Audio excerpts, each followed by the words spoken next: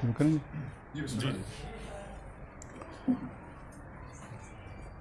نحمدہ و نصلی علی رسولہ الکریم، اما بعد فاعوذ باللہ من الشیطان الرجیم، بسم اللہ الرحمن الرحیم۔ سبحان الذی اسری بعبدہ لیلا من المسجد الحرام الی المسجد الاقصی الذی بارکنا حولہ لنریہ من آیاتنا انہ هو السمیع البصیر۔ صدق اللہ العظیم۔ رب اشرح لی صدری ویسر لی امری واحلل عقدۃ من لسانی یفقہوا قولی۔ اللہم الہمنا رشدنا واعذنا من شرور انفسنا۔ اللہم ارنا الحق حقا وارزقنا اتباعہ وارنا الباطل باطلا وارزقنا اجتنابہ۔ اللہم وفقنا لما تحب وترضى، آمین یا رب العالمین۔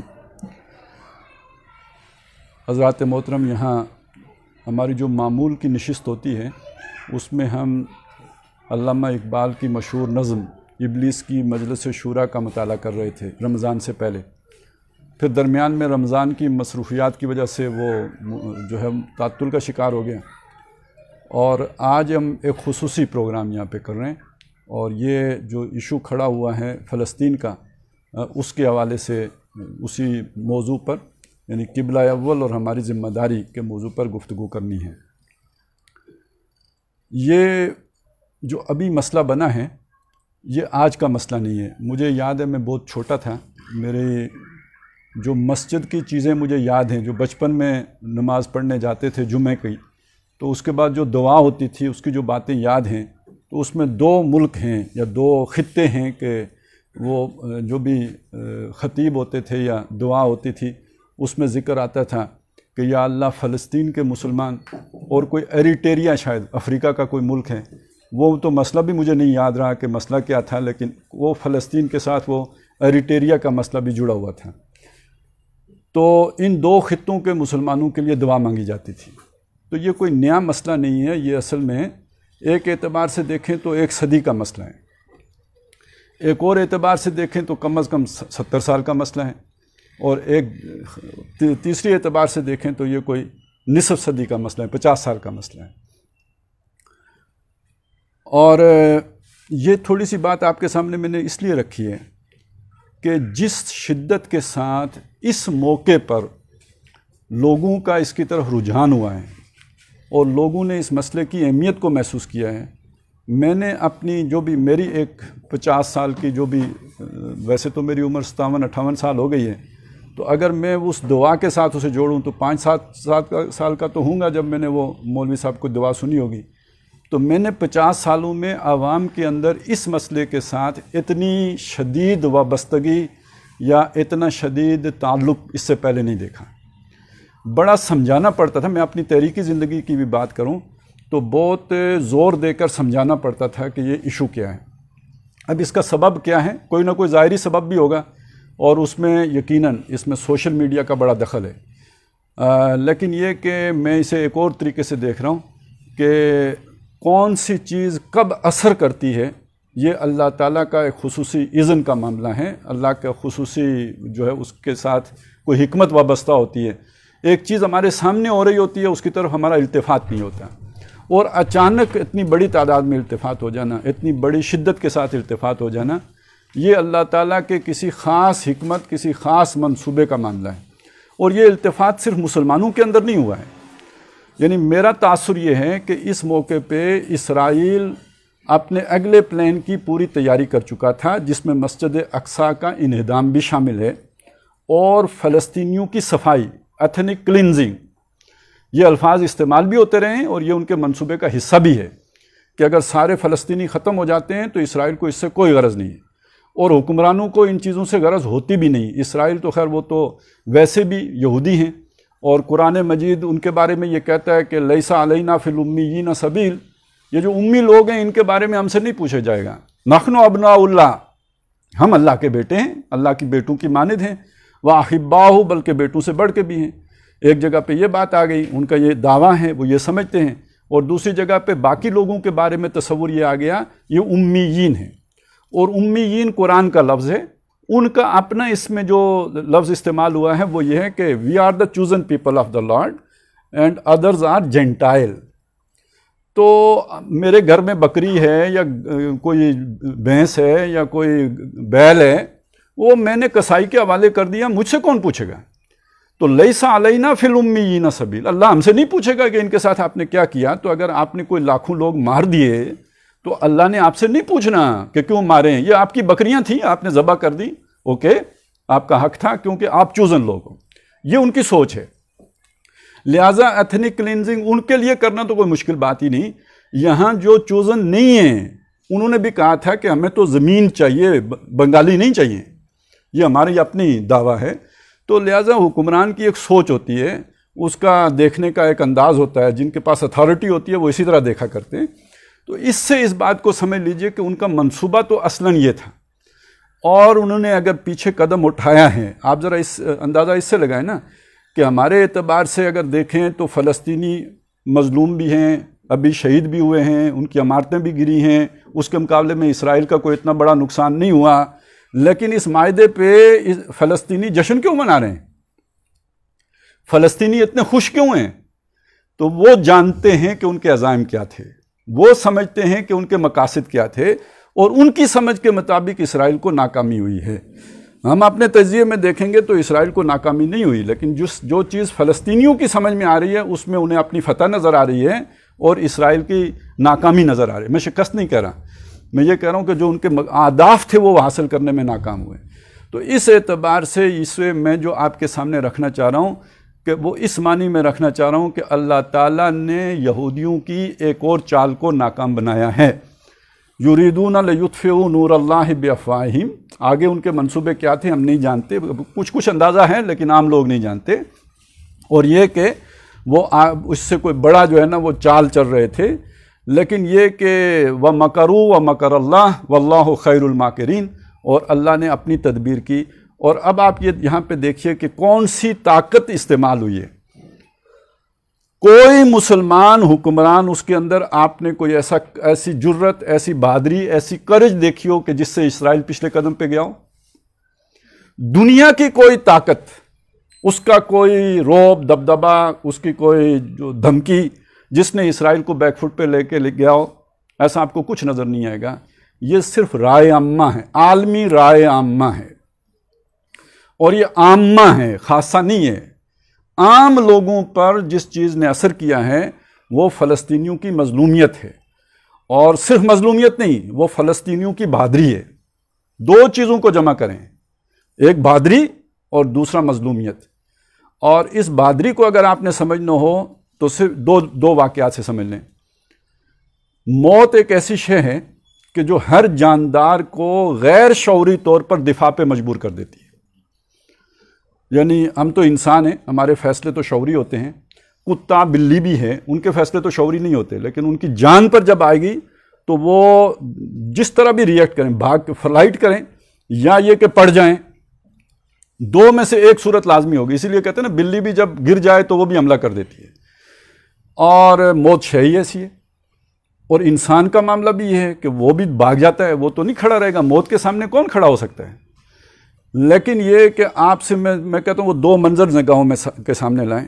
ٹینک بڑھ رہا ہے، ٹینک بڑی خوفناک شے ہوتی ہے، اور جب وہ دشمن کے قبضے میں ہو، دشمن کا ٹینک ہو، تو اس کا روب اور دبدبے کا آپ اندازہ لگائیں.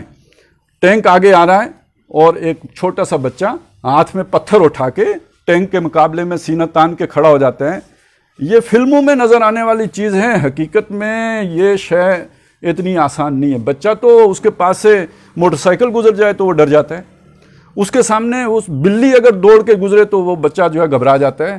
اب وہ بچہ اگر ٹینک کے سامنے سینہ تان کے کھڑا ہو گیا ہے تو اس کو یہ نہ سمجھیے کہ یہ کوئی واقعہ ہے، اس کو معجزے کے طور پر دیکھیے، اسے خدا کی خاص نصرت اور خاص منصوبے کے طور پر دیکھیے. اور دوسرا یہ کہ وہ جو بھی ہماری بہن تھی کہ جس کو ہتھکڑی لگائی جا رہی تھی لٹا کے، اور اس وقت جب اسے ہتھکڑی لگائی گئی تو اس کے لبوں پہ مسکراہٹ آ گئی. تو یہ ٹائم خوف کا ہے، یہ ٹائم گھبراہٹ کا ہے، اور اس مسکراہٹ نے دنیا پر بڑا اثر چھوڑا ہے. اس چیز نے رائے عامہ تبدیل کی ہے. میں اسے ایک اور اعتبار سے آپ کے سامنے رکھ رہا ہوں کہ یہ چیز جب کسی قوم میں پیدا ہو جاتی ہے نا تو یہ اس کے بالکل برعکس رویہ ہے جسے قرآن مجید نے بیان کیا ہے کہ الم تر الی الذین خرجوا من دیارہم وہم الوف حذر الموت فقال لهم اللہ موتوا. آپ نے ان لوگوں کو نہیں دیکھا کہ جنہوں نے جو اپنے گھروں سے نکل کھڑے ہوئے ہجرت کر کے مہاجرت اختیار کر لی اور اس ڈر کے مارے انہیں موت کا ڈر تھا اس لیے گھروں کو چھوڑ کے نکل گئے, ریزسٹ نہیں کیا, مقابلہ نہیں کیا, بھاگ گئے, فلائٹ اختیار کر لی. تو اللہ نے بھی ان سے کہا مر جاؤ, یعنی اللہ نے پھر ان کی مدد نہیں کی. فقال لهم اللہ موتوا, اللہ نے کہا مر جاؤ. اب اس کو آپ حصی موت سمجھیں یا یہ کہ روحانی موت سمجھیں کہ ان کے اندر سے جرت, استقلال, ہمت, کرج اللہ نے ختم کر دی. ضربت علیہم الذلۃ والمسکنہ کو کیفیت ان کے اوپر طاری کر دی. ثم احیاہم, پھر اللہ نے انہیں زندہ. یہ بات کہہ کے قرآن نے اگلی بات کیا کی, مسلمانوں سے کی, یعنی یہ تو پچھلی اور انہیں یہودیوں ہی کا واقعہ ہے یہ, لیکن اس کے بعد یہ واقعہ کوٹ کیا ہے, اس پر اگلی بات جو کی اگلی آیت میں کی مسلمانوں سے کی, وَقَاتِلُوا فِي سَبِيلِ اللَّهِ, اللہ کی راہ میں لڑو, وَاعْلَمُوا أَنَّ اللَّهَ سَمِيعٌ عَلِيمٌ, اور یاد رکھو کہ اللہ تعالیٰ سننے والا اور دیکھنے والا ہے. تو دونوں کا آپس میں تعلق جوڑ لیں. جب آپ موت سے بھاگتے ہیں تو در حقیقت اللہ تعالیٰ کو پھر آپ کی کوئی پرواہ نہیں ہے. آپ جائیں جس جگہ پہ جا کے مریں, اللہ کو آپ سے کوئی غرض نہیں. لیکن جب آپ کھڑے ہو جاتے ہیں, خواہ پتھر ہی لے کے کھڑے ہو جائیں, خواہ ڈنڈا لے کے کھڑے ہو جائیں, اور خواہ نہتے کھڑے ہو جائیں, یہ وہ شے ہے جو اللہ کو پسند ہے. یہ جس قوم میں بھی ہوگی اللہ تعالیٰ کی جو بھی سنت ہے وہ اللہ تعالیٰ اس کے اندر ایک یعنی اپنی ایک مدد کی صورت پیدا فرما دیں گے. اور مسلمانوں سے تو یہ مطلوب ہے.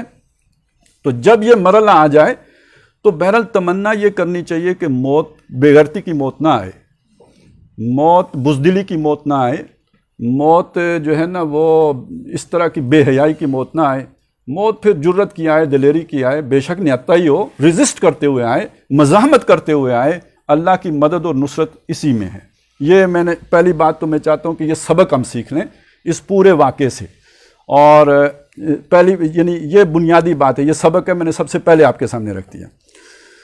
اب آ جائیں اس مسئلے کی نوعیت کو سمجھیں. جیسے کہ میں نے عرض کیا یہ پرانا مسئلہ ہے, کوئی نیا مسئلہ نہیں ہے, اور یہ جو ابھی یہ صورتحال بنی ہے یہ خدائی نصرت ہے بہت بڑی کہ جو فلسطینیوں کو حاصل ہو گئی ہے. اب آ جائیں یہ قبلہ اول کی طرف. پہلے تو یہ مسئلہ سمجھ لیں کہ قبلہ اول جب ہم کہتے ہیں تو اس سے مطلب کیا ہوتا ہے. اس کو یہ سمجھنا صحیح نہیں ہے کہ دنیا میں پہلا قبلہ یہ بنایا گیا, یہ بات غلط ہے. قرآن مجید کے اپنے بیان کے مطابق غلط ہے. قرآن مجید سورہ آل عمران میں یہ بات بتائی گئی ہے کہ اِنَّ أَوَّلَ بَيْتٍ وُضِعَ لِلنَّاسِ لِلَّذِي بِبَكَّةَ مُبَارَكًا وَهُدًى لِلْعَالَمِينَ, پہلا گھر جو لوگوں کے لیے بنایا گیا وہ مکے میں ہے, اور وہ ہدایت ہے لوگوں کے لیے اور سارے جہان والوں کے لیے. اور فیہ آیاتم بیناتم و مقام ابراہیم ومن دخلہ کان آمنا. تو وَلِلَّهِ عَلَى النَّاسِ حِجُّ الْبَيْتِ مَنِ اسْتَطَاعَ إِلَيْهِ سَبِيلًا, یہ لوگوں کے ذمے ہے کہ اس گھر کی جو ہے وہ جس میں بھی استطاعت ہے اس کی زیارت کو جائے, یعنی حج کرنے کے لیے جائے. تو پہلا گھر یعنی قبلہ اول اگر آپ بات کرتے ہیں تو وہ خانہ کعبہ ہوگا. تاریخی تناظر میں دیکھیں, ایک رائے یہ کہ حضرت آدم علیہ السلام نے تعمیر کیا, پھر کوئی سیلاب شلاب آئے بہہ گیا, انہی بنیادوں پر اللہ نے معین کر دیا یہ وہ جگہ ہے, اور وہاں پہ پھر اسے حضرت ابراہیم علیہ السلام نے دوبارہ تعمیر کیا اور پھر وہ چلا آ رہا ہے. ٹھیک ہے, اس کی تعمیر ہوتی رہی, لیکن یہ کہ پھر تباہی نہیں آئی, وہ ایک ہی دفعہ آئی تھی. تو پہلا گھر یہ ہے, یہ سمجھ لیں.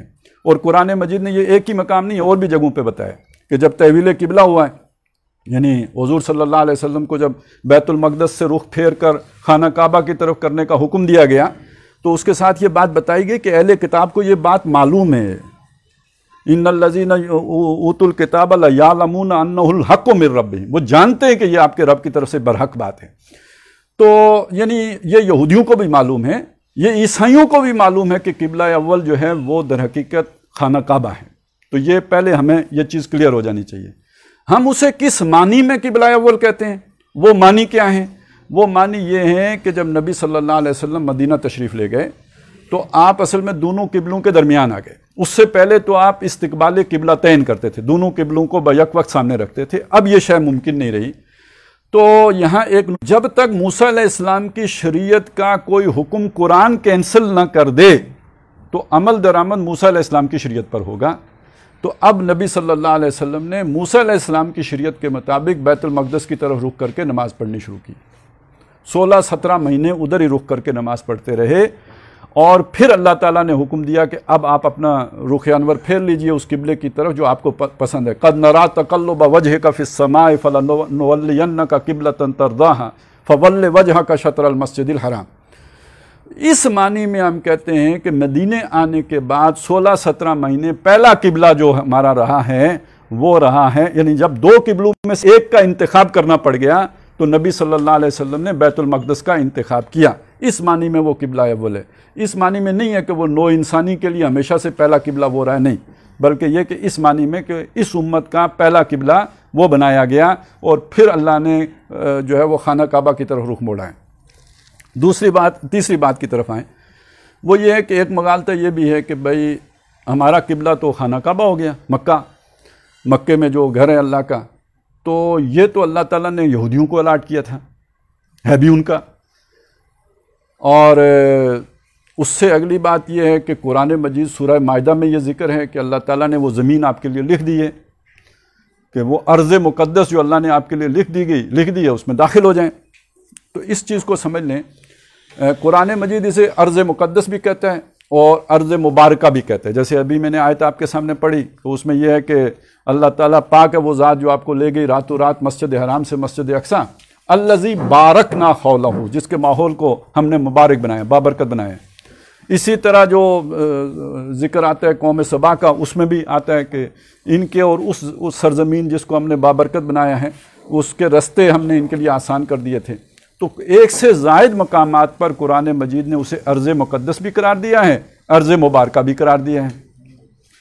خود یہودی یا عیسائی اسے ہولی لینڈ کہتے ہیں. اچھا، اب ذرا اس سے بات سمجھ لیجئے کہ آیا یہ اب چونکہ یہ ان کا قبلہ ہے ہمارا نہیں ہے تو کیا اس پر ان کا حق ہے؟ یہ سوال ذہن میں رکھیے. تو جب یہ ہولی لینڈ ہے تو اس کا تعلق کس سے ہو گیا جی؟ اللہ سے. اور اللہ کا زمین کے اوپر ریپریزنٹیٹیو کون ہوتا ہے؟ اللہ کا نبی ہوتا ہے. تو جب حضرت موسیٰ علیہ السلام دنیا میں موجود ہیں تو یہ یقیناً یہودیوں کی جگہ ہے، کیونکہ موسیٰ علیہ السلام ان میں سے ہیں، بنی اسرائیل میں سے ہیں.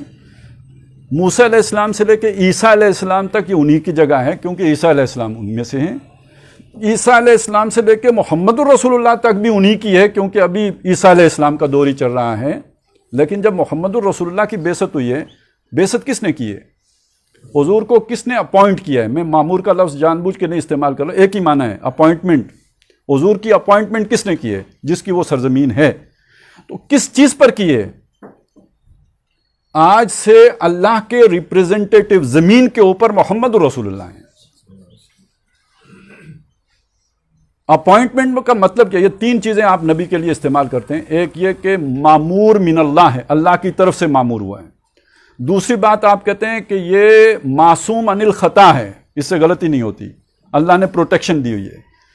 تیسری بات اس کا نتیجہ ہے، ایک اللہ کی طرف سے اپوائنٹڈ ہو، غلطی نہ کرے تو پھر سارے لوگوں کو اس کی اطاعت کرنی ہوگی، اس لیے کہ اللہ کی اطاعت اب اس کے واسطے سے ہوگی. جو اب رسول کی اطاعت کرے گا وہ در حقیقت اللہ کی اطاعت کر رہا ہے. تو اس زمین کے اوپر جو اللہ کی ہولی لینڈ ہے اس کا وارث کون ہوگا؟ ٹھیک ہے، اب یہ بات سمجھ لیں، آج اگر تورات بھی ہے تو اس کا اصل وارث محمد الرسول اللہ ہیں. آج اگر انجیل بھی ہے تو اس کے اصل وارث محمد الرسول اللہ ہیں، اس لیے کہ قرآن مجید ان کے اوپر مہیمن ہے. جن کو اللہ نے معزول کر دیا، جن کے بارے میں اللہ نے فرما دیا ضربت علیہم الذلۃ والمسکنۃ وباؤوا بغضب من اللہ، تو وہ نہ اب موسیٰ علیہ السلام کے نمائندے ہیں، نہ عیسیٰ علیہ السلام کے نمائندے ہیں، نہ تورات کے نمائندے ہیں، نہ انجیل کے نمائندے ہیں، نہ اللہ کی کسی نشانی کے نمائندے ہیں. لہذا ہولی لینڈ بھی اب ان کی وراثت نہیں ہے، اب یہ وراثت ہے بیسیکلی تو اللہ کی جگہ ہے نا. یہ خاص طور مکہ جو جسے مسجد حرام کا، بلکہ یہ بھی ضمناً بات سمجھ لیجئے، جب ہم مسجد کا لفظ استعمال کرتے ہیں تو ہمارے ذہن میں عمارت آتی ہے، ایک بلڈنگ آتی ہے. قرآن مجید نے اس لفظ کو مسجد حرام اور مسجد اقصیٰ کے لفظ کو عمارت کے لیے استعمال نہیں کیا ہے. اس متعین علاقے کے لیے استعمال کیا ہے کہ جو آپ سمجھ لیں کہ ان مسجدوں کا حرم ہے، جیسے حرم کعبہ ہے، حرم مکی کہتے ہیں ہم، تو وہ عمارت کو تو نہیں کہتے۔ یہ جو پوری حدود حرم ہیں یہ حرم مکی ہے، یہ در حقیقت آپ کا مسجد حرام ہے، یہ سارا علاقہ وہ سجدے کی جگہ۔ اسی طرح مسجد اقصیٰ ہے، عمارت ہو یا نہ ہو وہ جگہ، مسجد کا مطلب یہ سجدہ کرنے کی جگہ یا سجدہ کرنے کا وقت، یا ایک معنی یہ بھی ہے کہ وہ اعضاء جو زمین پر لگتے ہیں جب آپ سجدہ کرتے ہیں، تو یہاں ان میں سے نہ وقت مراد ہے نہ اس سے وہ اعضاء مراد ہیں، بلکہ اس سے وہ ظرف مکانی مراد ہے، وہ مکان کہ جس کو اللہ تعالیٰ نے مسجد قرار دیا ہے۔ لہٰذا یہ جو حدود حرم ہیں، خواہ وہ مسجد اقصیٰ کی ہوں یا یہ جو خانہ کعبہ کے گرد ہے اس کی ہوں، یہ مراد، اس سے مراد ہے مسجد۔ تو وہ بھی کافی اشکال دور ہو جائے گا اگر آپ اس کو سمجھ لیں کہ یہ مسجد عمر کب تعمیر ہوئی تھی اور یہ مسجد کیسے کہہ دیا، وہ یہ چیز ہے اصل میں، اس کا عمارت سے تعلق نہیں ہے۔ تو یہ جو مسجد حرام ہے، یہ جو مسجد اقصیٰ ہے، یہ جو مسجد نبوی ہے، یہ وہ 3 زیارتیں ہیں جو اللہ تعالیٰ نے زمین کے اوپر توحید کے شعائر کے طور پر رکھی ہوئی ہیں، جو شعائر اللہ ہیں۔ تو جب محمد الرسول اللہ کی بعثت ہوئی ہے تو ان سب کی تولیت، وراثت، وہ وراثت جو حضرت زکریا نے کبھی کہا تھا کہ اللہ مجھے کوئی وارث عطا فرما، یارثونی و یارث من آل یعقوب، جو میرا بھی وارث بنے اور آل یعقوب کا بھی وارث بنے۔ تو اب مجھے بتائیے کہ آل یعقوب جو تھے وہ کس کے وارث تھے؟ وہ آل ابراہیم کے وارث تھے، اور محمد الرسول اللہ کے بعد ابراہیم کی وراثت کس کے پاس چلی گئی؟ قرآن مجید نے واضح کر دیا، ان اول الناس بابراہیم الذی نتبعوہ وہذا النبی والذین آمنوا، ابراہیم کے نزدیک ترین وہ لوگ ہیں جو اس کے پیروی کرتے ہیں، اسے فالو کرتے ہیں۔ وہ کون ہیں؟ یعنی یہ نبی ہیں محمد صلی اللہ علیہ وسلم، اور ان پر ایمان لانے والے ہیں۔ تو اب ابراہیم کی وراثت منتقل ہو گئی محمد الرسول اللہ کو، اور اس میں جہاں وہ مرکز ہے جو حضرت اسماعیل اور ابراہیم علیہ السلام نے تعمیر کیا، وہاں وہ مرکز بھی ہے کہ جس کی وراثت پہلے حضرت اسحاق کو ملی تھی۔ اسے ایک اور اعتبار سے سمجھ لیجئے کہ جب حضرت ابراہیم کے امتحانات ہوئے مختلف، اور اس کے بعد اللہ نے کہا انی جاعلک للناس اماما، میں آپ کو امام بنانے والا ہوں۔ حضرت ابراہیم نے پہلا سوال یہ پوچھا، ومن قال ومن ذریتی، میری اولاد کا کیا بنے گا؟ اللہ نے فرمایا لا ینال عہد الظالمین، ظالموں سے میرا عہد نہیں ہے۔ تو یہ 2 لڑیاں جو چلی ہیں، ایک مرکز کا ابراہیمی کی 2 مراکز تھے نا قائم کیے ہوئے، ایک مرکز کا وارث بنا دیا اللہ نے ایک لڑی کو، اور دوسرے مرکز کا وارث بنا دیا دوسری لڑی کو۔ محمد الرسول اللہ پہ آ کے یہ دونوں پھر جمع ہو گئے، دونوں مراکز کے وارث ہو گئے محمد الرسول اللہ صلی اللہ علیہ وسلم۔ اور حضور کے بعد والذین آمنوا، جو ان پر ایمان لائے۔ اب وہ حضور کے بعد یہ امت ہے جس کا اجتباء ہوا ہے، یہ امت ہے جس کو وہ وراثت منتقل ہوئی ہے۔ قرآن بھی اس امت کو منتقل ہوا، وہ نبیوں کی ساری وراثت کے جو ہے وہ اب وارث بن گئی یہ امت۔ ثم اورثنا الکتاب الذی اصطفینا من عبادنا، پھر ہم نے وارث کر دیا اس کتاب کا اپنے بندوں میں سے ان کو جن کو کہ ہم نے چن لیا، مصطفیٰ کر لیا جن کو، اور وہ امت محمد صلی اللہ علیہ وسلم۔ لہذا اس ایشو کو بھی سمجھ لیجئے کہ دینی اعتبار سے، قرآنی اعتبار سے اس کے اوپر اب تولیت کا حق امت محمد صلی اللہ علیہ وسلم کا ہے۔ اچھا، تو یہ اشکال بھی رفع ہو جانا چاہیے کہ اس پر ان کا حق ہے۔ اب وہ جب اس منصبی سے معزول ہو گئے جس وجہ سے انہیں اس کا حق دیا گیا تھا، تو وہ حق بھی ان کا سلب ہو گیا۔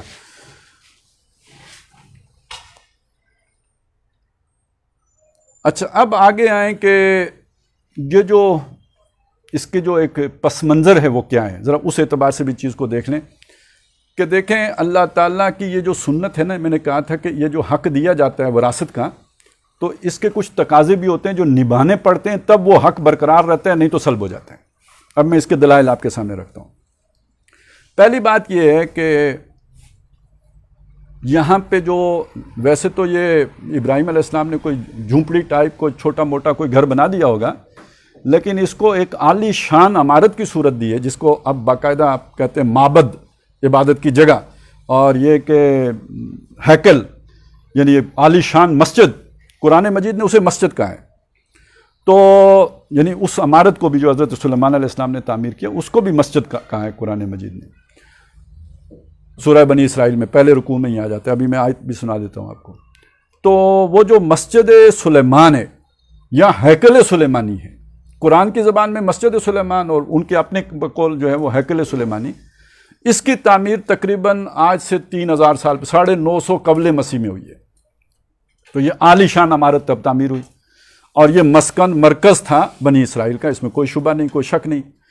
لیکن یہ کہ 587 قبل مسیح میں اس کو گرا دیا، یعنی حضور صلی اللہ علیہ وسلم سے کوئی سمجھ لیجئے 1100 سال پہلے اس کا تیا پانچا کر دیا بخت نصر، ایک مشرک شخص نے، عراق کا بادشاہ تھا، اس نے اس کو مسمار کر دیا۔ قرآن مجید میں اس کا ذکر ہے کہ وَقَضَيْنَا إِلَىٰ بَنِي إِسْرَائِيلَ فِي الْكِتَابِ لَتُفْسِدُنَّ فِي الْأَرْضِ مَرَّتَيْنِ وَلَتَعْلُنَّ عُلُوًّا كَبِيرًا فَإِذَا جَاءَ وَعْدُ أُولَاهُمَا بَعَثْنَا عَلَيْكُمْ عِبَادًا لَنَا أُولِي بَأْسٍ شَدِيدٍ فَجَاسُوا خِلَالَ الدِّيَارِ وَكَانَ وَعْدًا مَفْعُولًا، کہ جب تم فساد مچاؤ گے، اب یہ دیکھیے یہ منصب ملتا ہے، یہ وراثت ملتی ہے ایک کمٹمنٹ نبھانے کے ساتھ۔ یا بنی اسرائیل اذکروا نعمتی التی انعمت علیکم واوفوا بعہدی اوفوا بعہدکم، یہ میرا ایک عہد ہے جو تم کو میں نے وراثت دی ہے، لیکن تمہیں ایک ذمہ داری ادا کرنی پڑے گی، وہ ادا کرو گے تو میں بھی اپنا عہد نبھاؤں گا۔ لہٰذا جب وہ ذمہ داری ادا کرتے رہے تو وہ ان کا مرکز رہا، اور جب انہوں نے دنیا داری اختیار کر لی تو اللہ نے ان پر مشرک مسلط کر دیے، جنہوں نے ان کے شہروں میں گھس کر ان کی عزتیں لوٹیں، ان کو قتل کیا، 6 لاکھ قتل کیے، 6 لاکھ کو غلام بنا کے لے گئے اور شہر کو ویران کر دیا، اور مسجد سلیمان کو تباہ و برباد کر ایک اینٹ سلامت نہیں چھوڑی، بالکل زمین کے ساتھ برابر کر دیا، اور یہ کیفیت ہو گئی کہ یعنی وہ شہر ویران ہو گیا۔ سورہ بقرہ میں اس کا نقشہ کھینچا ہے، او کالذی مر علی قریۃ وہی خاویۃ علی عروشہا، یا وہ شخص جو گزرا ایک بستی پر سے اور وہ الٹی پڑی ہوئی تھی اپنی چھتوں پر، یعنی چھتیں نیچے تھیں اور فرش چھت پر تھا، ایسی کیفیت ہو گئی۔ اس طرح تباہی آئی اور اس طرح بربادی آئی۔ تو یہ حضرت عزیر علیہ السلام تھے، اور یہ جو بستی تھی یہ یروشلم کی بستی تھی، اور یہ تباہی پھیری تھی یہ بخت نصر عراق کے بادشاہ نے پھیری تھی۔ تو چھن گیا نا، 150 سال یہ بستی ویران رہی ہے۔ پھر حضرت عزیر علیہ السلام کو اللہ نے زندہ کیا، وہ 100 سال جو نیند دی تھی پھر اٹھایا، پھر انہوں نے جا کے دعوت و تبلیغ کی، پھر ان کے اندر وہ نئی روح پیدا ہوئی، اب وہ پھر آئے ہیں، اللہ نے اس کو دوبارہ آباد کرایا۔ حضرت عزیر علیہ السلام نے پہلے اسے بنایا، پھر اس کی اور عالی شان تعمیر ہوئی ہے، پہلے سے بھی بڑھ کر آن بان شان کے ساتھ وہ مسجد تعمیر ہو گئی۔ لیکن پھر کیا ہوا؟ پھر یہ کہ سن 70 عیسوی میں رومیوں نے حملہ کیا، یہ بھی مشرک تھے، ٹائٹس رومی جرنیل، اس نے جو ہے وہ پھر وہی کام کیا جو پہلے ہوا تھا، اور قرآن مجید نے یہ بات بتائی کہ یہ بھی اسی وجہ سے تم نے وہ فساد کیا، یعنی اللہ سے منہ موڑا۔ جب اللہ سے منہ موڑا تو پھر اللہ نے تم پر اپنا قہر مسلط کیا، اور جب اللہ نے اپنا قہر مسلط کیا تو فَإِذَا جَاءَ وَعْدُ الْآخِرَةِ لِيَسُوءُوا وُجُوهَكُمْ، یہ الفاظ نوٹ کریں، یعنی یہ پہلے بھی ہوا تھا، لِيَسُوءُوا وُجُوهَكُمْ، تاکہ تمہارے چہرے بگاڑ دیں، مار مار کر جو کہتے ہیں حلیہ بگاڑ دوں گا، تاکہ تمہارے چہرے بھی بگاڑ، اتنا ماریں تم کو، لِيَسُوءُوا وُجُوهَكُمْ وَلِيَدْخُلُوا الْمَسْجِدَ، یہ دیکھیں مسجد کا لفظ آ گیا، تاکہ وہ مسجد میں داخل ہوں، کما دخلوہ اول مرۃ، جیسے وہ داخل ہوئے تھے پہلی مرتبہ، وَلِيُتَبِّرُوا مَا عَلَوْا تَتْبِيرًا، اور ہر شے کو غارت کر دیں، کسی شے کو باقی نہ چھوڑیں۔ شہر پھر ویران ہو گیا، تو چھن گیا یا نہیں چھن گیا؟ اور اس درمیان اللہ نے وہ اصول بیان کر دیا، ان احسنتم احسنتم لانفسکم وان اسأتم فلہا، اگر تم بھلائی کرو گے اپنے فائدہ اٹھاؤ گے، اور اگر تم برائی کی روش اختیار کرو گے اس کا وبال پڑے گا۔ تو معلوم ہوا جو اللہ وراثت دیتا ہے وہ مسجد کی وراثت ہو، ایون میں آپ کو بتاؤں اللہ تعالیٰ نے کسی کو منصب تدریس پر بیٹھا دیا ہو، اس کا اگر حق ادا کریں گے تو اللہ تعالیٰ عزت دے گا، اور اگر اس میں ڈنڈی ماریں گے، کچھ اونچ نیچ کریں گے تو اللہ تعالیٰ بلم بن بہورا بنائے گا، ذلیل و خوار کرے گا۔ جو آپ کو دین کی وجہ سے کوئی مقام ملا ہو، اس کا اگر وہ حق ادا نہیں کریں گے آپ تو وہ مقام، صرف یہ نہیں ہوگا کہ وہ مقام آپ سے چھن جائے گا، بلکہ یہ کہ اس سے دگنی آپ کے حق میں ذلت اور مسکنت آئے گی۔ اس اصول کو اگر آپ سمجھ لیں تو پھر جان لیجئے کہ نبی صلی اللہ علیہ وسلم کی بعثت سے پہلے ہی اللہ تعالیٰ نے یہودیوں کو اس گھر سے نکال دیا تھا، اور یہ سن 70 عیسوی میں ہوا ہے۔ اب پھر کیا ہوا 300 عیسوی میں حضور کی بعثت سے سمجھ لیجئے 310 سال پہلے پوری سلطنت روما کرسچن ہو گئی، اور عیسائیوں کو جو یہودیوں سے چڑ تھی اس کا آپ اندازہ لگا سکتے ہیں، لہٰذا انہوں نے تو ان کا داخلہ بند کر دیا۔ تو جب نبی صلی اللہ علیہ وسلم کی بعثت ہوئی ہے تو یہ شہر یہودیوں کے پاس نہیں تھا۔ یہ بہت بڑا جھوٹ ہے، اور یہ یہودی بول رہے ہیں کہ مسلمانوں نے ہم سے چھینا ہے۔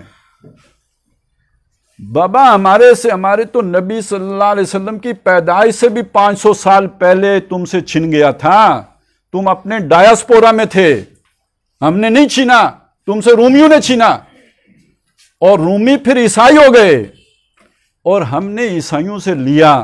اور اب یہاں پہ ایک بات نوٹ کیجئے، عیسائیوں نے ہمیں لڑ کے دیا،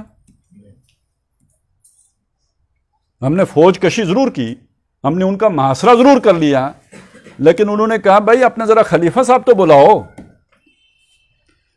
اور ہمارے خلیفہ کو دیکھتے ہی انہوں نے چابیاں حوالی کر دیں۔ بھلا کیوں بھائی؟ انہیں معلوم تھا کہ یہ اس کے جائز وارث آ گئے ہیں۔ وَلَقَدْ كَتَبْنَا فِي الزَّبُورِ مِن بَعْدِ ذِكْرِ أَنَّ الْأَرْضَ يَرِثُهَا عِبَادِيَ الصَّالِحُونَ، اور ان کی کتابوں میں صرف حضور کی نشانیاں ہی نہیں تھیں، حضور کے صحابہ کی بھی نشانیاں بھی تھیں۔ ذَلِكَ مَثَلُهُمْ فِي التَّوْرَاةِ وَمَثَلُهُمْ فِي الْإِنْجِيلِ، ان کی مثالیں، ان کی صورت آخر دیکھ کے پہچانا ہے نا، تب شہر کی کنجیاں ان کے حوالے کر دی۔ تو یہ یعنی اگر آج ہم مسلمانوں کو یہ بات معلوم نہیں ہے، مسلمانوں کے سکالرز کو نہیں معلوم، اگر مسلمانوں کے علماء کو نہیں معلوم، تو پھر یعنی شرم سے ڈوب مرنے کا مقام ہے۔ ان عیسائیوں کو معلوم تھی کہ یہ جائز وارث ہیں اس کے۔ تو میرا خیال ہے اس میں تو کوئی اشکال باقی نہیں رہ جانا چاہیے کہ اس کا جائز وارث کون ہے۔ یہ چابیاں حوالے کی گئیں۔ اچھا یہ بھی دلچسپ بات آپ کو بتاؤں، یہ عیسائیوں کی مقرر کردہ شرط تھی کہ آپ اس شہر میں یہودیوں کو آنے بھی نہیں دیں گے۔ یہ حضرت عمر تھے رضی اللہ تعالیٰ عنہ جنہوں نے یہ کہا تھا کہ یہ ان کے بھی مقدسات ہیں یہاں پہ، تو ان کو زیارت کا موقع ملنا چاہیے، ہم انہیں آباد نہیں ہونے دیں گے۔ تو عیسائیوں نے کہا ٹھیک ہے، اس پہ راضی ہوئے تھے عیسائی۔ تو اگر وہاں ان کی آباد کاری منع تھی تو یہ عیسائی یہ بھی جانتے تھے اگر یہ اس کے حقدار ہیں تو یہودیوں کی یہاں آباد کاری اللہ کو پسند نہیں ہے، اس لیے انہوں نے حضرت عمر سے یہ مطالبہ کر کے یہ شک بھی منوائی تھی، اور اس پر ہمارے آخری خلیفہ نے بھی پیرا دیا ہے۔ 1924 تک اس پر اپنے بس پڑتے وہ پیرا دیتا رہا، لیکن یہ کہ جب سازشیں ہوئیں، انہی عربوں نے بغاوت کر دی اکسانے پر غیروں کی جو بھی ہلاشیری پہ، اور پھر اس کے بعد جو ہے نا وہ خلافت بھی ختم ہو گئی۔ تو بہرحال اس جنگ عظیم اول کے نتیجے میں یہودیوں کی یہاں پہ آباد کاری اب سلطنت روما کا جو نیا ورژن تھا جو دہریت پر مبنی تھا۔ اب یہ فرق نوٹ کریں، وہ پہلی سلطنت روما جو تھی وہ کیتھولک چرچ کے تحت تھی، اب جو سلطنت روما ہے یہ پروٹیسٹنٹ کی سلطنت روما ہے، اور یہ ویسے ہیں وہی نسل ہے، وائٹ اینگلو سیکسن ہیں، اور اب یہ ہو گئے پروٹیسٹنٹس، اور یہی جا کے آسٹریلیا میں بیٹھے ہیں، یہی جا کے نیوزی لینڈ میں بیٹھے ہیں، یہی جا کے افریقہ میں بیٹھے ہیں، یہی جا کے امریکہ میں بیٹھے ہیں، پیچھے وہ نسل ایک ہی ہے۔ یہ برطانیہ ہے کہ جس نے پھر اس پر جب قبضہ کیا تو اس نے ان یہودیوں کو لا کے یہاں پہ پھر آباد کرنا شروع کیا۔ تو اب یہ آباد کاری ناجائز ہے، خود عیسائیوں کی جو اصل کتابیں ان کے اعتبار سے ناجائز ہیں، اور ہماری اعتبار سے تو ناجائز ہے ہی۔ اور میں یہاں دلچسپ بات آپ کو یہ بتا دوں، یہ بھی بہت سے لوگوں کو نہیں معلوم، جو راسخ العقیدہ یہودی ہے اس کی نظر میں بھی یہ ناجائز ریاست ہے، وہ بھی کہتے ہیں کہ یہاں پر یہ ناجائز ریاست بنی ہے۔ ان کا تصور اصل میں یہ ہے کہ ہمارے ایک مسیح نے آنا، وہ تو آ گیا، انہیں نہیں پتا، انہوں نے مانا نہیں، وہ سمجھتے ہیں ابھی آئے گا، تو وہ یہ کہتے ہیں جب وہ آئے گا تو وہ آ کے اصل ریاست قائم کرے، اس سے پہلے ریاست بنانا ہی ناجائز ہے، یہ ان کا تصور ہے۔ لہذا یہ جو ابھی ریاست اسرائیل بنی ہے یہ ہم سے زیادہ اس کی مخالفت کرنے والے خود یہودی ہیں۔ تو جو یہودی کتاب سے واقف ہیں، جو عیسائی اپنی کتابوں سے واقف ہیں، جو مسلمان حقیقت شناس ہیں، انہیں معلوم ہے کہ یہ جگہ یہودیوں کی نہیں ہے، یہ یہاں کے جائز وارث تو دور کی بات، یہ ناجائز قابضین ہیں، اور ان کو کوئی حق نہیں ہے مذہب کی بنیاد پر یہاں پر اپنی ریاست قائم کرنے کا۔ چلیں تو یہ تو ایشو میرا خیال ہے بہت واضح ہو جانا چاہیے۔ اب اس چیز کو سمجھ لیجئے کہ جب ان کی آباد کاری شروع ہوئی ہے، 1917 سے شروع ہوئی، 1948 میں ان کی ریاست بن گئی۔ وہ ریاست ناجائز تھی، جیسے کہ میں نے آپ کو بتا دیا، اقوام متحدہ نے اس کو جواز فراہم کر دیا، وہ جائز قرار دے دی گئی۔ جب وہ اسے جواز مل گیا تو یہ ذہن میں رکھیں اس میں یروشلم نہیں ہے، کم از کم بیت المقدس جو ہے نا اس کا حصہ نہیں ہے۔ یہ 1967 میں انہوں نے جنگ کر کے یہ چھینا ہے اردن سے، اور اب ان کے قبضے میں آ گیا۔ اور بھی بہت سی جگہیں ہیں، اور یہ اقوام متحدہ نے اس قبضے کو ابھی تک تسلیم نہیں کیا۔ یہ مقبوضہ علاقے ہیں، یعنی دنیا کے قانون کی روح سے بھی وہ اس کے حقدار نہیں ہیں کہ بیت المقدس یا مسجد اقصیٰ یا ان حدود پر کوئی یہودی حق رکھتے ہوں۔ یہ دنیا کے قانون کے اعتبار سے بھی، یا دنیا کے جو بھی ایک جو اقوام متحدہ کا جو بھی فیصلہ ہے اس کی روح سے بھی یہ ناجائز قابضین میں سے ہیں، یہ ان کا جائز قبضہ اس کے اوپر نہیں ہے۔ اور جب کوئی قرارداد ہوتی ہے تو وہ ان کا جو مائی باپ ہے امریکہ، وہ اسے ویٹو کر دیتا ہے، اس کی وجہ سے وہ بات آگے نہیں بڑھتی، وگرنہ یہ کہ ان کا غاصبانہ قبضہ ہے اقوام متحدہ کے چارٹر کے اعتبار سے بھی۔ اب اصل میں مسئلہ اس سے آگے یہ ہے کہ یہ کوئی مذہبی لوگ نہیں ہیں، ان کا یہ جو کوئی منصوبہ ہے یہ مذہبی بنیاد پر نہیں ہے، یہ اسٹریٹجیکل بنیاد پہ ہے۔ آپ اس چیز کو سمجھ لیجئے کہ یہ جو ہم سی پیک کی بات کرتے ہیں، تو سی پیک کا اگر ایک سرا یہاں سے یعنی شاہراہ ریشم ہے تو اس کا دوسرا سرا کون سا ہے؟ آپ نے اگر یورپ کے ساتھ تجارت کرنی ہے تو نہر سویز سے گزر کے ہی جائیں گے نا۔ اور یہ جو یروشلم ہے، دنیا میں جو بھی اس علاقے پر حکمران رہا ہے اس کا مرکز یروشلم رہا ہے۔ پرانا آپ اٹھا کے دیکھ لیں تاریخ، جب سلطنت روما اور سلطنت کسرا کی آپس میں ٹکر ہوتی تھی تو فاتح کس کو سمجھا جاتا تھا؟ جس کا قبضہ یروشلم کے اوپر ہو جائے۔ جب نبی صلی اللہ علیہ وسلم کے دور میں ایرانیوں نے یہ علاقہ فتح کیا، غلبت الروم فی ادنی الارض، تو وہ کون سا علاقہ تھا؟ یہ یروشلم کا علاقہ۔ تو یروشلم کی ایک اسٹریٹجیکل اہمیت ہے تجارتی اعتبار سے، اور اس میں آپ دیکھیں وہ پرانی جو تجارت ہوتی تھی یمن سے شام کی، تو وہ یروشلم ہی ہے سارا، وہ جو مبارک جس کے ماحول کو بنایا ہوا ہے، تو وہ ادھر میڈیٹرین کے ساتھ لگتا ہے، تو گویا وہ ساحل ہے۔ یہ سارا مرکزی جو جیسے یہاں ہم کراچی کو یا آپ سمجھتے ہیں کہ گوادر کی وہ حیثیت بنے گی، تو ادھر وہ حیثیت بنتی ہے اس جگہ کی، اس علاقے کی۔ لہٰذا یروشلم ہمیشہ فاتحین کی نظروں میں اہمیت کا حامل شہر رہا ہے، اس پر قبضہ کرنا ان کی ضرورت رہی ہے۔ پھر یہ پورا علاقہ، لہٰذا جو مذہبی یہودی ہے اس کا جو یہ تصور ہے ایک عظیم ریاست، حضرت سلیمان علیہ السلام والی ریاست، اس کا احیاء کرنا، تو یہ جیسے ہمارے ساتھ ایک دفعہ ہوا کہ پاکستان کا مطلب کیا، لا الہ الا اللہ، لوگوں نے جانیں قربان کی ہیں، تو اس مذہبی یہودی کو موٹیویشن کے لیے، انسپائر کرنے کے لیے گریٹر اسرائیل کا ایک خاکہ بنانا، یعنی اسے مذہبی بنیاد پر پیش کرنا، اصل تجارتی مراکز جو ہے وہ مقاصد کو پیش نظر رکھنا، یہ اس رجیم کا جو اس وقت وہاں مسلط ہے، جو لبرل سیکولر ہے، یہ اس کی ضرورت ہے، یہ گریٹر اسرائیل بنانا اپنے ان مقاصد کے لیے۔ اور اس میں تقریباً اس کا عربوں کے ساتھ معاملہ سیٹلڈ ہے۔ ویسے بھی اب کوئی طاقت نہیں رہی، نہ عراق رہا، نہ لیبیا رہا، نہ شام میں وہ جان رہی، وہ اپنی جو ہے وہ اندرونی خلفشار کا شکار ہے، اور پیچھے رہ گیا تھا سعودیز، تو انہوں نے میرا خیال ہے پرانی کزن شپ جو ہے نا اس کو جو ہے وہ اس کا ریوائیول ہو گیا ہے، اور پیچھے سے تو جا کے ابراہیم علیہ السلام سے نیچے تو ایک ہی ہو گئے نا، باقی دنیا مختلف ہے کہ ٹھیک ہے بھائی ہم تو چچیرے ہو گئے، تو باقی عالم اسلام جائے، سب سے پہلے پاکستان تو سب سے پہلے سعودی عرب، تو آل سعود کو جب ہم نے بھی کہا کہ جی ٹھینگا ہے، ہم نے دکھا دیا نا، ہم نے کہا جی ہم نہیں فوج بھیج سکتے یمن کے مسئلے میں، جب ان کو امریکہ سے بھی اس طرح کی آنکھیں جو ہے وہ دکھا دی گئیں، ادھر انہیں ایران کا خطرہ ہے، تو انہوں نے کسی کی گود تو پکڑنی تھی نا، تو چچاؤں کے پاس چلے گئے۔ دین و مذہب تو وہ جو ہے نا وہ ورا ظہور، کتاب تو اللہ کی اٹھا کے پیٹھ کے پیچھے پھینک چکے نا، تو اب دنیا میں آپ کو سروائیول چاہیے، سروائیول کے لیے آپ دیکھیں آپ کا کون الائی بن سکتا ہے، تو ماڈرن ورلڈ میں تو یہ کہا جاتا ہے نا کہ ڈپلومیسی میں کوئی مستقل دوست یا دشمن نہیں ہوتا، تو انہوں نے اپنی دوستی کی بنیاد ڈھونڈ لی کہ ہم ایک ہی نسل سے ہیں تو کیوں نہیں، اور ان کی بھی ضرورت ہے، دنیا پہ حکمرانی کرنی ہے تو چند لاکھ آدمیوں کی ٹیم تو نہیں کر سکتی نا، اس کے لیے ایک کچھ تھوڑی آبادی بھی چاہیے، تو عرب اور ہم مل کے بس چلا لیں گے، ملائی ہم کھائیں گے، ان کو بھی مینیجریل جاب دے دیں گے، تو دنیا کے اوپر یہ سیمیٹک ریس کی حکومت ہو جائے گی۔ یہ ان کی اس سوچ میں آل سعود کا ان کے ساتھ پیکٹ ہو گیا، لہٰذا اب ان کے سامنے رکاوٹ کوئی بھی نہیں رہی تھی۔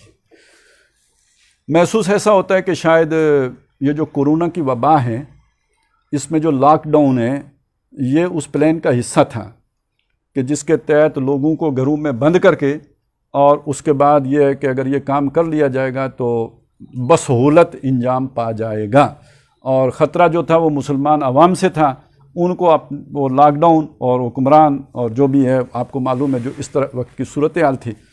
لیکن یہ کہ بہرحال اسے اللہ تعالیٰ کی خصوصی نصرت سمجھیے، اور یہ کہ اس میں سوشل میڈیا کا کردار سمجھیے، اور جو اللہ نے ان کو جرت، جیسے میں پہلے کہہ چکا، اور بہادری اور مظلومیت، ان سب چیزوں نے جمع ہو کر رائے عامہ بدل دی، اور سارے حکمران انڈر پریشر آ گئے، کیا مسلمان کیا غیر مسلم، امریکہ سمیت، کہ اسرائیل کی حمایت کرنا در حقیقت اپنے آپ کو عریاں کرنے کے اور ایک ظالم اور استبدادی طاقت کی حمایتی بننے کے مترادف ہو گیا۔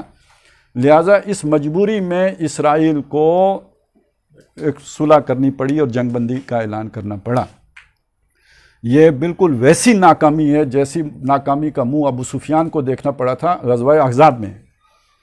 پورے جو ہے وہ آئے تھے اپنے لاؤ لشکر کے ساتھ، اور 20-25 دن محاصرہ کرنے کے بعد بے نیل و مرام جو ہے وہ واپس جانا پڑا۔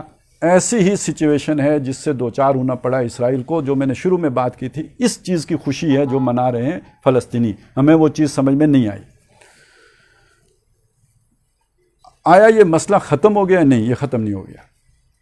اسرائیل نیچا ہو کے نہیں بیٹھ سکتا، یہ اس کی مجبوری ہے کہ وہ اس سارے علاقے کے اوپر قبضہ کرے۔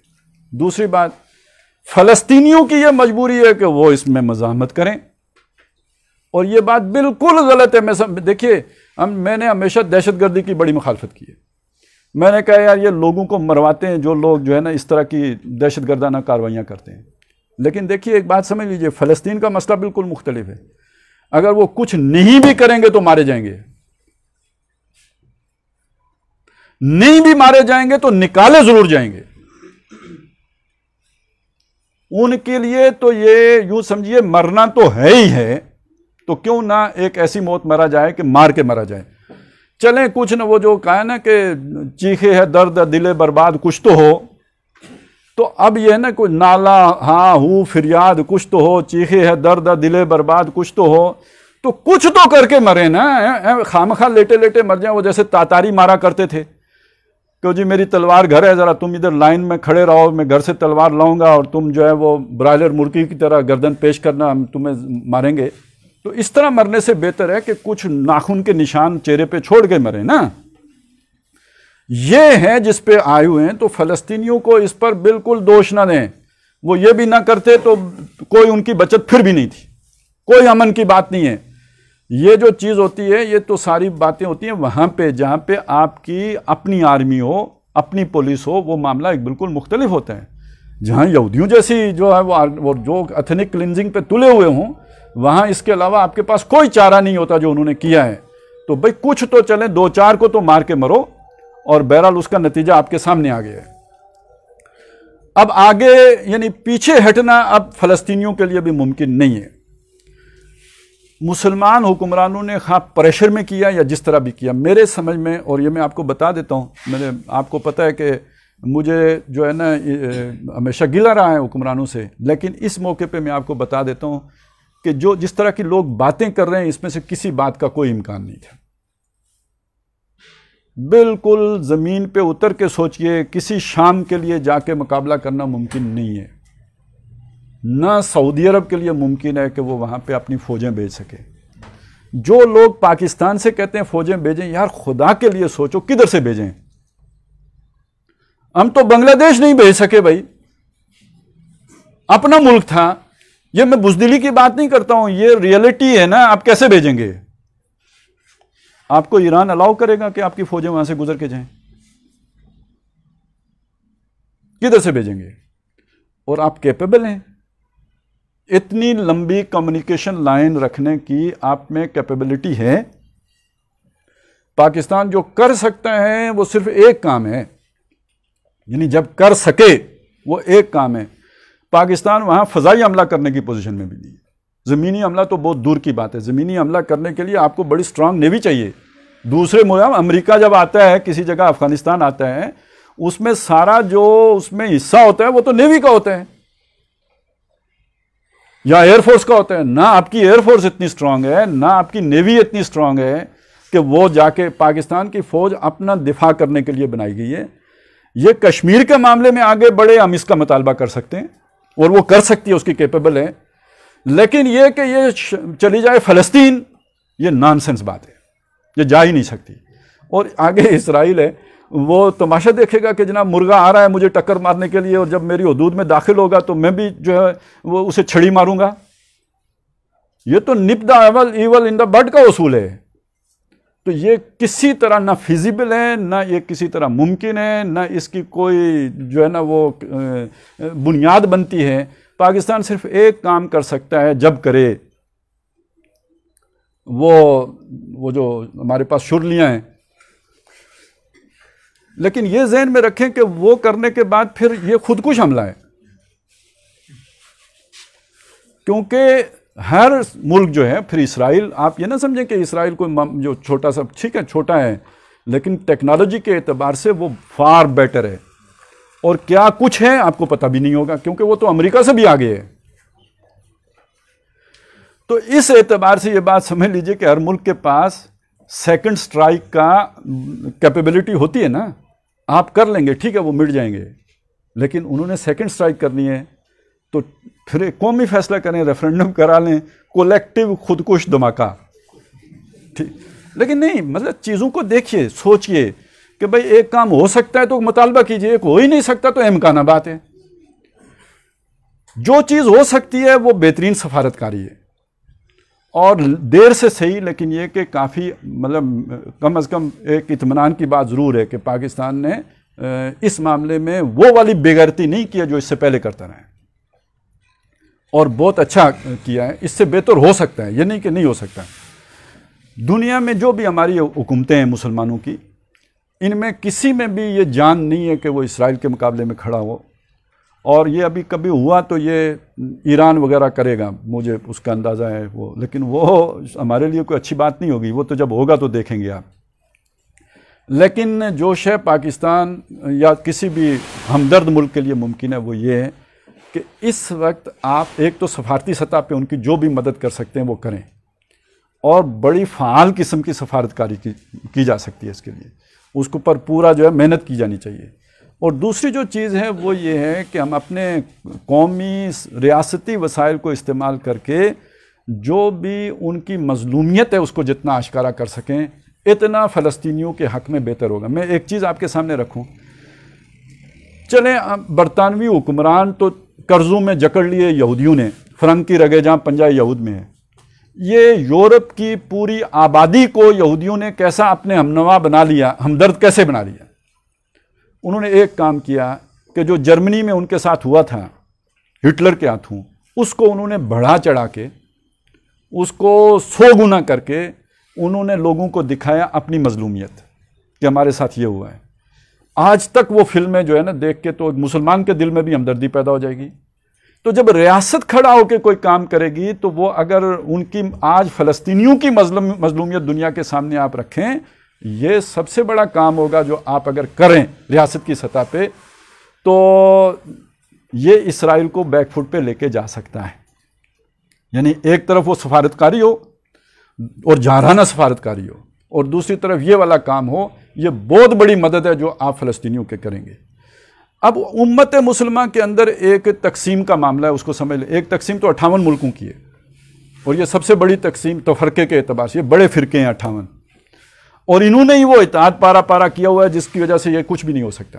اب سرحدیں ڈیفائنڈ ہیں, اب کوئی سلطان صلاح الدین ایوبی نہیں کارروائی کر سکتا, اس وقت تو اس طرح کی سرحدیں تھی نہیں، تو ایوبی صاحب اٹھے اور انہوں نے جا کے آپ کو قبلہ اول آزاد کرا کے دے دیا. اب کوئی اٹھ بھی جائے تو دوسرے ملک میں چڑھائی کر کے ہی تو آگے جائے گا نا، کیسے جا سکتا ہے؟ تو اب جو تقسیم ایک اور پیدا ہو رہی ہے اور اس سے لوگ خوشگمانی میں جو ہے وہ مطلب خوشگمانی کا شکار ہو رہے ہیں. وہ تقسیم یہ ہے کہ جناب فلسطین کی کاز کے لیے سعودیہ نے کچھ نہیں کیا، فلانے نے کچھ نہیں کیا، تو اب یعنی ترکی کرے گا، ایران کرے گا، شام کرے گا، وہ کیا ہے ملیشیا کرے گا، پاکستان کرے گا. تو یہ در حقیقت ایک بلاک پہلے سے ایک بن رہا تھا. اس بلاک، یہ بلاک ہے در حقیقت اینٹی سعودیہ بلاک. اس چیز کو سمجھیں کہ یہ کیا چیز ہے. امت مسلمہ کی ایک غیر رسمی قیادت یوں سمجھیے، جو کچھ بھی OIC وغیرہ تھی اس میں سعودیہ کا بڑا اہم رول ہوتا تھا. تو گویا سب کا بڑا سعودی عرب ہے، یہ ایک تسلیم، سوائے ایران کے، ایران نہیں مانتا تھا، باقی سب مسلمان ملک اس کو بڑے کی حیثیت دیتے تھے. اب کچھ عرصے سے ایک ری ایکشن ہے اور ایک کلیش ترکی اور سعودی عرب کے درمیان ہے.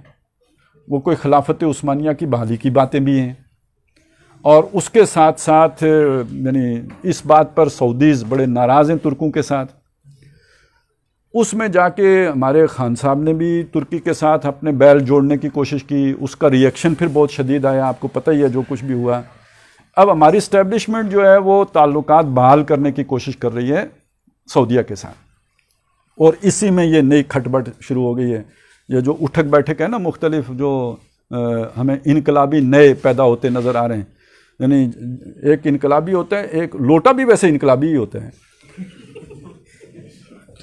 مطلب انقلابی مطلب جو بدل جانے والا ہے نا، تبدیلی، تو اس کو انقلاب کہتے ہیں. تو آج اس والے میں، کل اس والے میں، تو یہ بھی تو انقلاب ہے. تو اس طرح کے جو انقلابی کھڑے ہوئے ہیں اس کے پیچھے یہ مطلب یہ عالمی تناظر میں، عالم اسلام کے تناظر میں دیکھیں تو کچھ ایسی چیزیں ہیں.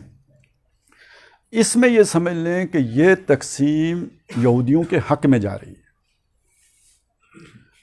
ایک 1992 کا ڈاکٹر اسرار احمد کا خطاب ہے، جب وہ ترکی کا دورہ کر کے واپس آئے تھے، اور اس میں انہوں نے بتایا ہے 1992 میں کہ فری میسنری یہ کو چاہ رہے ہیں. وہاں ترکی میں کسی بندے نے ان کو بتایا، وہ پاکستانی ہی تھا وہاں پہ، کہ فری میسنری یہ چاہ رہے ہیں کہ خلافت عثمانیہ کی بحالی ہو اور ترکی سے ہو. تو اب ترکی میں تو ایک عرصے سے ہمیں لگتا ہے کہ اسلام آیا کہ آیا، وہ ایک کیفیت بنی ہوئی ہے ترکی کی. اس میں جا کے ہم بھی جڑ گئے، ہم بھی ریاست مدینہ والے ہیں. تو اس چیز نے ایک نئے بلاک کی بنیاد رکھ دی. اب یہ والی شے کر کے تو آپ امت میں در حقیقت ایک پھوٹ کی بنیاد ڈالیں گے، اس سے بھلا نہیں ہونے والا، اس سے فائدہ نہیں ہونے والا. میں آپ کو یہ چیز بتاؤں کہ آل سعود کو میں امت مسلمہ کے شریر ترین لوگوں میں شمار کرتا ہوں. اور ایک جگہ پہ میں نے یہ بات کہی بھی ہے، اور یہ میری بات نہیں ہے، یہ ایک رشید ارشد صاحب کی بات ہے، مجھے پسند ہے، میں اسے کوٹ کرتا ہوں کہ دنیا کے بہترین خطے کے اوپر، زمین کے اوپر سب سے بہترین جگہ جو اللہ نے بنائی ہے وہ یہ ارض مقدس ہے. اس کے اوپر شر الخلائق مسلط ہیں، اس میں کوئی شک نہیں ہے کہ مسلمانوں میں سے بدترین لوگ ثابت ہوئے ہیں. یہ ان کے بڑے جرائم ہیں. لیکن کچھ چیزیں ہیں جنہیں آپ اگر آبجیکٹیولی دیکھیں، ان کو سمجھ لیں. جس طرح انہوں نے اس پورے عرصے میں حرمین شریفین کو امت مسلمہ کے لیے رکھا ہے، بنا کے سنوار کے سب کو سہولت دی ہے. آپ کے جتنے مذہبی فرقے، ان میں سے کسی فرقے کے پاس بھی وہ ہوتا تو اتنی سہولت کے ساتھ آپ کو شاید دوسرے فرقے کو وہاں پہ موقع نہ ملتا. یہ ان کی وسعت نظری رہی ہے، وسعت قلبی رہی ہے. اور پھر اس کے انتظام اور انصرام میں بھی چلیں، انہوں نے اپنے ٹورزم کے لیے ہی کیا، لیکن یہ کہ درجہ احسان میں کیا اور خوب کیا، یہ ان کو کریڈٹ دیں گے آپ. دوسری چیز میں جو آپ کو بتانا چاہتا ہوں وہ یہ ہے کہ جب نبی صلی اللہ علیہ وسلم مدینے میں بیٹھ کر یہ کہیں کہ عنقریب تمہاری اپنی پشت پر ایک طاقت کے ساتھ جنگ ہوگی اور اس میں تم رومیوں سے اطاعت کر کے ان کے ساتھ لڑو گے اور اللہ تعالیٰ تمہیں فتح دے گا، اور پھر تمہارا اور رومیوں کا درمیان پھڈا ہو جائے گا. اس فتح کے بعد اور مسلمانوں کی جماعت کو اللہ تعالیٰ شہادت عطا فرمائے گا. تو یہ وہ جب تم کہا حضور نے تو یہ کون مراد تھا وہاں پہ؟ مدینے میں بیٹھ کے تم کہہ رہے ہیں تو کس کو کہہ رہے ہیں؟ سارے مسلمانوں کو کہہ رہے ہیں یا جو ان کے سامنے موجود ہیں ان کو کہہ رہے ہیں؟ وہ یہی ہیں. اس وقت جس کے پاس بھی ان کی حکومت ہے علاقہ یہی ہے جس کو کہہ رہے ہیں. یہ جو بلاک بن رہا ہے اس کی پشت پہ جو طاقت ہے جو ان کے مقابل آ کے کھڑی ہو گئی ہے وہ ایران کی طاقت ہے. اور ہو سکتا ہے کل وہ ترکی کی طاقت ہو، ایران نہ رہے. وہ پتہ نہیں بات میں نے مکمل کی تھی ڈاکٹر صاحب کے خطبے والی یا نہیں، کہ ڈاکٹر صاحب نے کہا کہ یہ فری میسنری یہ چاہتے ہیں کہ خلافت عثمانیہ بحال ہو، تو وہ ترکی سے بحال ہو کے کھڑی ہو جائے، یا یہ والا اسلامی انقلاب توسیع کرنا چاہے. اور ان کے تو مقاصد میں شامل ہے کہ یہ مکہ اور مدینہ کو اوپن سٹی قرار دیا جائے. تو ان دو صورتوں میں اس حدیث کی روشنی میں ایک بندہ مومن کو اس دو گروہوں میں سے اگر کسی طرف ہونا چاہیے تو کس طرف ہونا چاہیے؟ اس کی ہمدردی اگر کسی کی طرف ہونی چاہیے تو کس طرف ہونی چاہیے؟ میری سمجھ میں تو یہ آتا ہے کہ اس کی ہمدردی جو ہے وہ عرب کی طرف ہونی چاہیے، سعودی عرب کی طرف ہونی چاہیے. اور یہ میں آج یہ بات نہیں کر رہا ہوں، 2014 میں ہمارا ایک پروگرام ہوا تھا، تب اس سیناریو کو ہم نے دیکھا تھا، ڈیفائن کیا تھا کہ یہ ہونے جا رہا ہے. اور اس وقت بھی یہ بات کہی تھی کہ پاکستان کے لیے تو بڑا مشکل ہوگا. ویسے بھی ہماری پالیسی آخری وقت تک جو ہے نا، جیسے ہماری کرکٹ ٹیم کا نہیں پتہ لگتا کہ جیتے گی کہ ہارے گی، انپریڈکٹیبل، اسی طرح ہماری فارن پالیسی کا بھی مسئلہ ہوتا ہے. یہ نہیں پتہ ہوتا کہ ہمارا اونٹ چائنا کی کروٹ بیٹھے گا یا امریکہ کی کروٹ بیٹھے گا، اور سعودی عرب کی کروٹ بیٹھے گا یا ایران کی کروٹ بیٹھے گا. لیکن یہ کہ بہرحال ہمیں تو جو بات صحیح سمجھتے ہیں وہ کہنا چاہیے کہ ہمارے ساتھ تو خیر ہماری اسٹیبلشمنٹ کا جہاں تک تعلق ہے، ان کے تو بڑے پرانے یارانے ہیں اور بڑے احسانات ہیں، انہوں نے ہمیں بہت کھلایا پلایا ہے اور اس برے دن کے لیے کھلایا پلایا ہے. تو اس وقت ان کے ساتھ نمک حرامی کرنا یا چشم پوشی کرنا یہ تو مناسب بات نہیں ہوگی، ان کے لیے تو اور بھی نہیں ہوگی. تو یہ جو صورتحال ہے اس کو سمجھتے ہوئے میں یہ سمجھتا ہوں کہ مسلمانوں کو اس معاملے میں کم از کم ایک دینی جذبہ رکھنے والوں کو بہت ٹھنڈا ہو کے سوچنا چاہیے. ری ایکشن میں جا کے کسی ایسی طاقت کا اعلی کار نہیں بن جانا چاہیے کہ جس پہ کل پچھتانا پڑے اور کل افسوس ہو جب حقیقت سامنے آئے. اور یہ مانیں یہ جو اینڈ ٹائمز ہے نا، آخری دور کی جو خبریں دی گئی ہیں، اس میں یہ بات سامنے رکھیں کہ جو نبی صلی اللہ علیہ وسلم نے خبریں دی ہیں، بلکہ اس بارے میں بڑے مغالطے ہیں جو پیدا کر دیے گئے، اور بہت ریلائبل لوگوں نے، بڑی ساکھ رکھنے والے کریڈیبل لوگوں نے پیدا کیے ہیں. میں صرف ایک اشارہ آپ کو دے دیتا ہوں کہ امریکہ کا اسٹیٹ ڈپارٹمنٹ بھی اس کا ایک پورا شعبہ رکھتا ہے کہ اینڈ ٹائمز پہ کیا ہوگا. تو جو آپ کو کہانیاں سناتے ہیں اینڈ ٹائمز، تو ذرا سوچیں کہ وہ وہی کدھر سے آتی ہوگی. میں آپ کے سامنے یہ والی حدیث آپ کے سامنے رکھ دی ہے نا. اب ایک اور بات سنیے، کوئی افغانستان، کوئی خراسان، کوئی اور استان سے مہدی کا ظہور نہیں ہوگا، مہدی کا ظہور جزیرۃ العرب سے ہوگا. یہ پکا ذہن میں بٹھا کے رکھیں. کل ہو سکتا ہے کہیں اور ملک سے مہدی نکل آئے اور آپ جناب نعرے لگاتے ہوئے چلے جائیں. یہ یاد رکھیں مہدی کا ظہور عرب سے ہوگا، خانہ کعبہ میں ہوگا، مقام ابراہیم سے ہوگا، ملتزم کے سامنے سے ہوگا، وہاں سے وہ کھڑا ہوگا.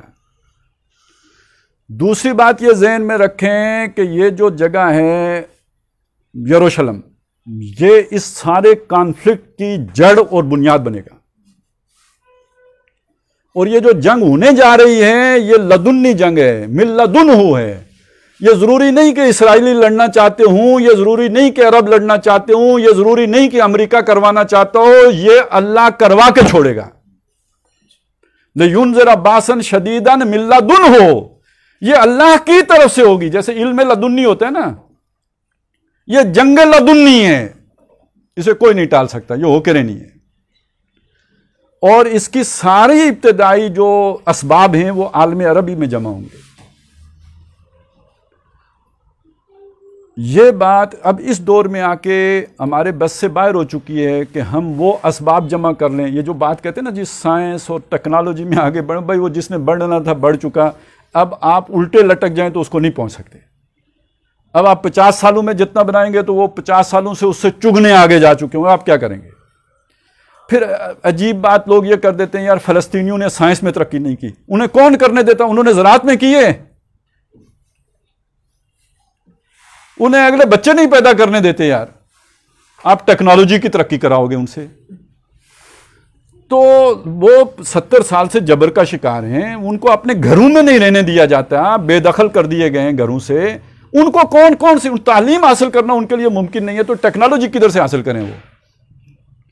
تو کچھ مطلب بالکل ایسے لوگ جیسے بس معلوم ہوتا ہے اپنے ڈرائنگ روم میں بیٹھ کے یا اپنے خوابگاہ میں لیٹ کے تو کچھ سوچتے ہیں یوں ہو جائے تو پھر اس کو اگلے دن دھماکہ کر دیتے ہیں کہ بھئی یوں ہونا چاہیے تھا تو یہ نہیں ہوا.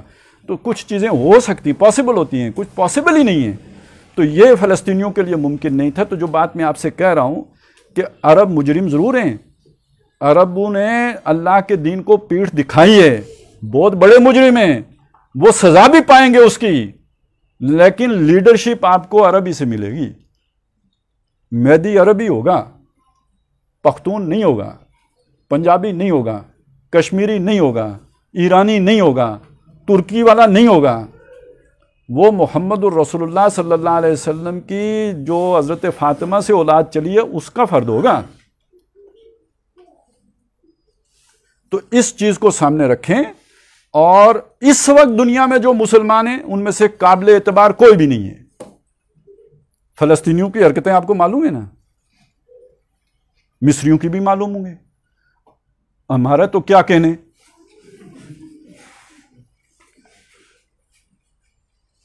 تو کوئی مسلمان دنیا میں ایسا نہیں ہے جس کو آپ کہیں کہ بھائی یہ اللہ کے دین کا وہ سارے تقاضے پورا کر رہا ہے.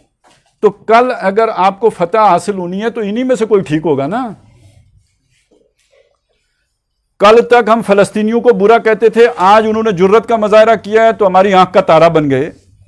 تو کل سعودی بھی ایسے ہو سکتے ہیں کہ نہیں ہو سکتے؟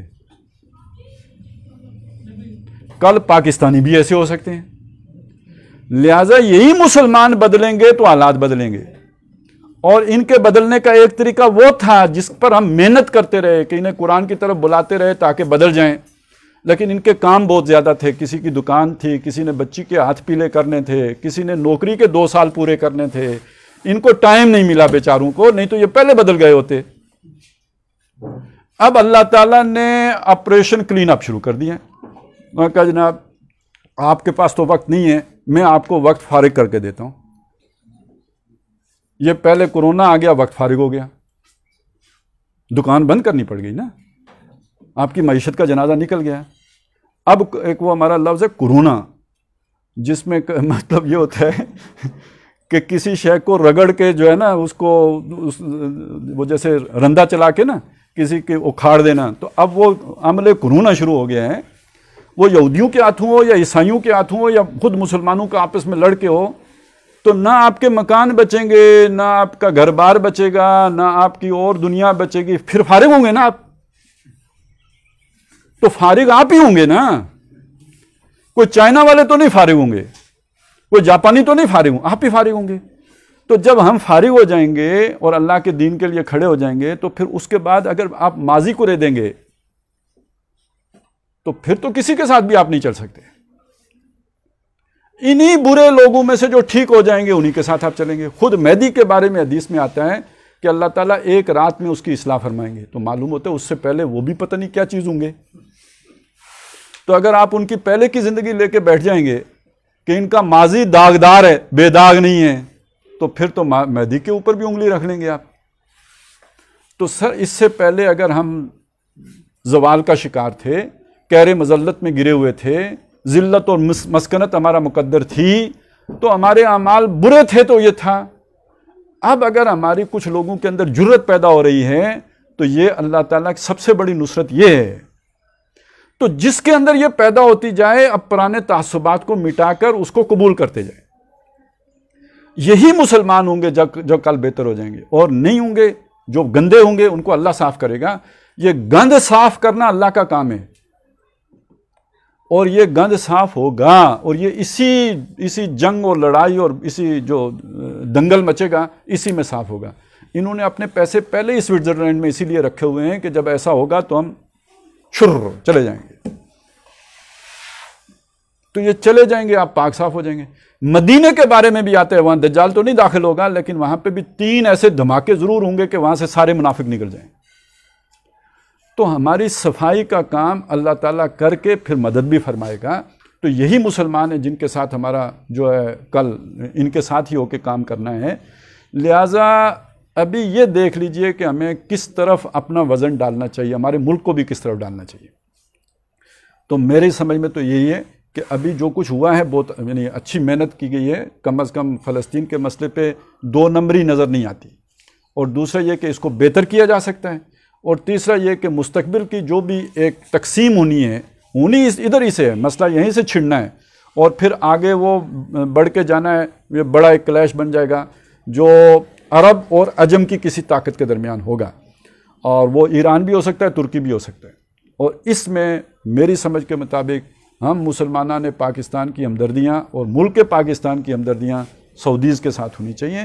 یہ کل کے اعتبار سے جو نقشہ بننے جا رہا ہے اس میں یہی پالیسی جو ہے وہ سوٹیبل ہوگی، کیونکہ وہ لشکر جو کشمیر سے تیار ہو، جو فلسطین سے تیار ہو، جو خراسان سے تیار ہو، اس نے جانا مہدی کی مدد ہی کو ہے، اور وہ اس مہدی کا مرکز جو ہے وہ خانہ کعبہ اور مدینہ ہی ہے۔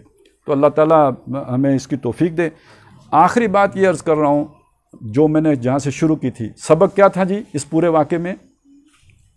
ہمیں سیکھنی چاہیے مزاحمت کے ساتھ اللہ کی مدد ہے۔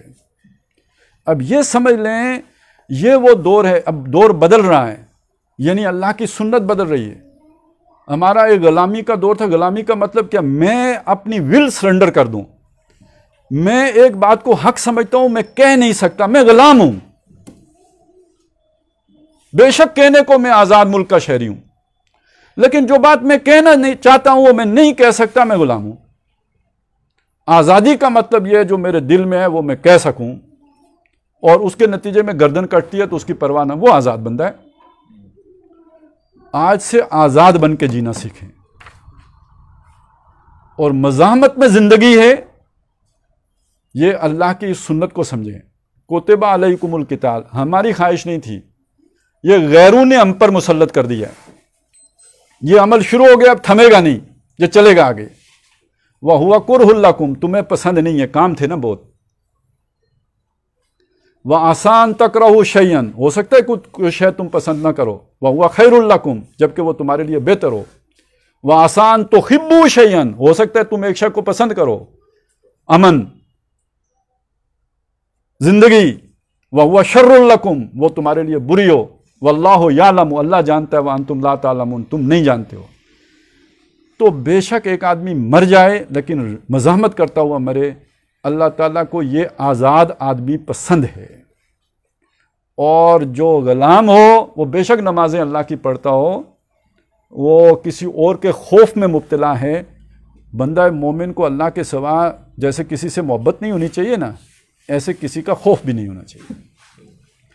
تو حاصل یہ ہے، یہی فلسطینیوں کی جدوجہد کا پیغام ہے کہ ہم بھی آزاد بن کے جئیں، جس بات کو حق سمجھتے ہیں وہ کہنے والے بنیں، اسے ڈنکے کی چوٹ کہیں، اور یہ جرت پیدا کریں کہ اس کا جو نقصان ہے اسے پھر برداشت کریں۔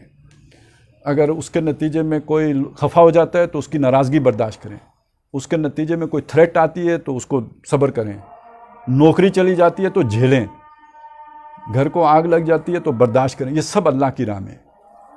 فَالَّذِينَ أُخْرِجُوا مِن دِيَارِهِمْ وَأُوذُوا فِي سَبِيلِي وَقَاتَلُوا وَقُتِلُوا یہ سب اسی کے منزل ہیں۔ یہی لوگ ہیں کہ جنہیں پھر اللہ تعالیٰ توفیق کی ارزانی فرمائے گا کہ وہ مہدی کے لشکر میں شامل ہو سکیں، وہ مسیح کے لشکر میں شامل ہو سکیں۔ لیکن آج یہ طے کر لیں کہ ہم نے حق کے لیے جینا ہے، اور اس کی راہ میں اگر موت بھی آ جائے تو ہمیں گوارا ہے۔ اقول قولی ھذا واستغفر اللہ لی ولکم ولسائر المسلمین والمسلمات۔